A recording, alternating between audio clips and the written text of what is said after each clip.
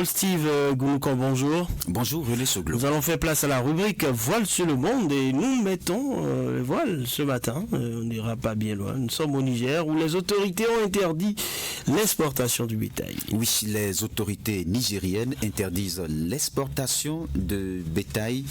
Le ministère du Commerce a publié vendredi 9 mai un décret d'interdiction, une décision qui intervient quelques semaines avant la fête de Tabaski ou l'Aïd el-Kébi. Niamey avait déjà pris une décision similaire l'an dernier à la même période. Le ministère n'a pas justifié la mesure, mais à cause de l'insécurité et du vol de bétail par des groupes terroristes, les éleveurs ont plus de difficultés à mener leurs animaux dans la capitale.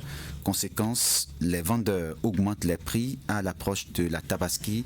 C'est donc ce qui motive la fermeture de la porte aux exportations. Alors, cette mesure ne reçoit pas pour l'instant un écho favorable chez les éleveurs. Oui, cette mesure ne plaît pas aux éleveurs qui craignent de perdre des revenus s'ils ne peuvent pas vendre leurs bêtes hors du territoire nigérien.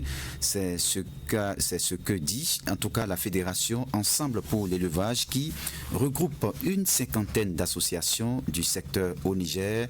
L'organisation demande la levée de la mesure ou bien que celle-ci s'applique uniquement aux moutons jusqu'à la Tabaski, mais aux chèvres, ni aux vaches, ni aux chameaux.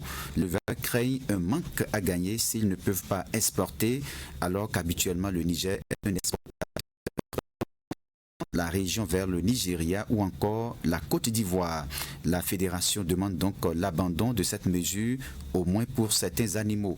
Les autorités nigériennes n'ont pas donné les raisons qui les ont poussés à interdire l'exportation de bétail, en tout cas officiellement, mais les éleveurs ont en ce moment des difficultés à amener leurs animaux jusqu'aux grandes villes à cause de l'insécurité et des vols perpétrés par des groupes terroristes armés qui sévissent dans le pays. Or, un manque d'offres sur les marchés tend à tirer les prix vers le haut, d'où l'idée d'interdire le départ du bétail vers l'étranger. Par ailleurs, étant donné que le Niger est d'habitude un important exportateur, l'interdiction décidée vendredi pourrait aussi avoir des conséquences pour les pays du Nigeria, d'Ivoire, où les animaux sacrifiés pour la Tabaski viennent en grande majorité de l'étranger et notamment le Niger.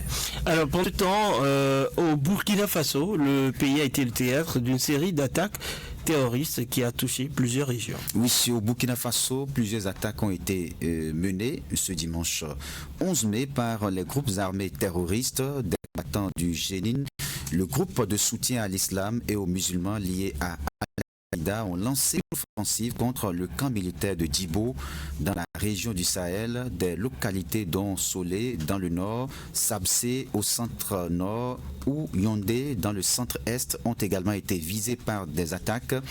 Aucun bilan fiable à ce stade. Cependant, plusieurs sources indiquent que l'attaque de ce 11 mai a fait plusieurs dizaines de victimes, civiles comme militaires, ainsi que d'importants dégâts matériels. Notons que ces attaques le président de la transition, le capitaine Ibrahim Traoré, regagnait Ouagadougou après un séjour à Moscou.